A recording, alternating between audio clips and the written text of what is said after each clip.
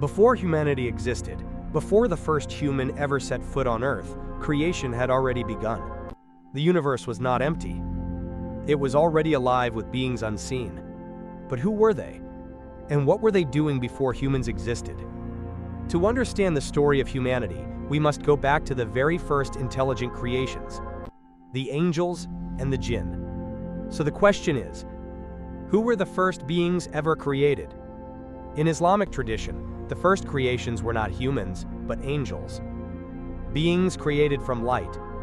They do not eat, they do not sleep, they do not feel hunger or desire. And most importantly, they do not disobey. Every command given to them is carried out perfectly, without hesitation, without question. They exist in a state of complete obedience. But what does that mean? If a being cannot disobey, can it truly choose? Or is it simply fulfilling its nature? The angels, according to Islamic belief, serve different roles. Some carry revelation. Some record human actions. Some are responsible for natural forces, like rain, wind, and even death. They are constantly in motion, constantly in worship, never stopping, never tiring. But here's something important. In the Bible, angels are also described as powerful servants of God. Messengers, warriors, and worshipers. They appear to prophets, deliver messages, and carry out divine commands. So here we find a clear agreement. Both Islamic and biblical traditions describe angels as obedient servants of God. But there is a difference. In some biblical interpretations, angels are capable of rebellion. A famous example is the story of Lucifer, an angel who falls from grace. However, in Islam, angels do not rebel. They are incapable of disobedience. So if angels cannot disobey, then who did? This is where another creation enters the story. A creation made not from light, but from fire. The Jinn. Unlike angels, Jinn are very different. They have free will. They can choose between right and wrong. They can believe or disbelieve. They live, reproduce, and form communities, much like humans. But they exist in a world we cannot see, a hidden dimension parallel to ours. And among them was one being who stood above the rest, a being known as Iblis. Before his fall, Iblis was not evil. In fact, he was among the most devoted. He worshipped God with intensity, with dedication, with consistency.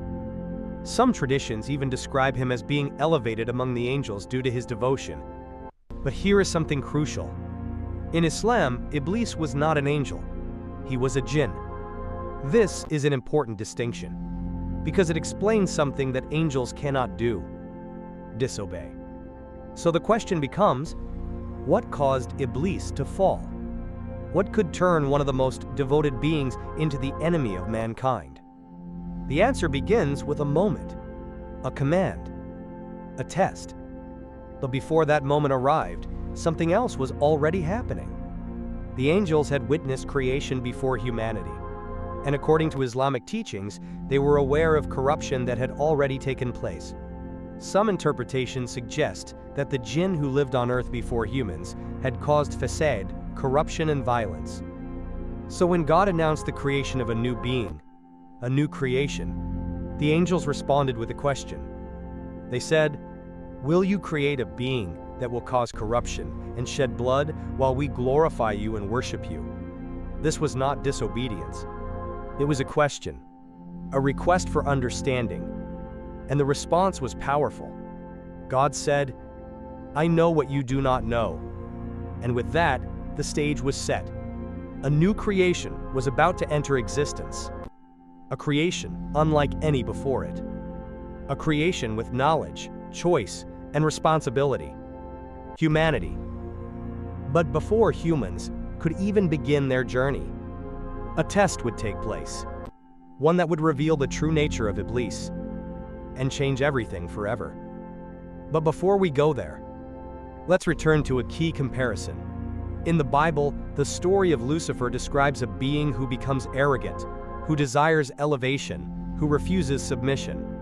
This mirrors something deeply similar. In both traditions, There is a figure who falls due to pride. A being who was once elevated but chose rebellion. So here we see something fascinating. Different traditions, but a shared theme. Pride, arrogance, refusal to submit, and the consequences that follow. So now we return to the central question. What happens when a being with free will chooses pride over obedience? The answer is the story of Iblis. A story not just about rebellion, but about the very nature of choice. Because Iblis was not forced. He chose. And that choice would define his destiny. And it would also define ours.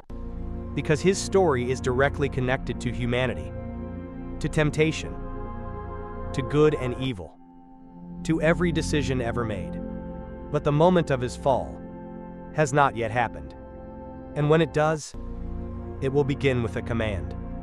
A command given to all, angels and Iblis alike.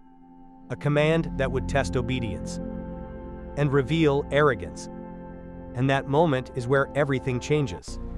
In the next episode, the first human will be created, Adam. And a command will be given. A command that all will follow, except one.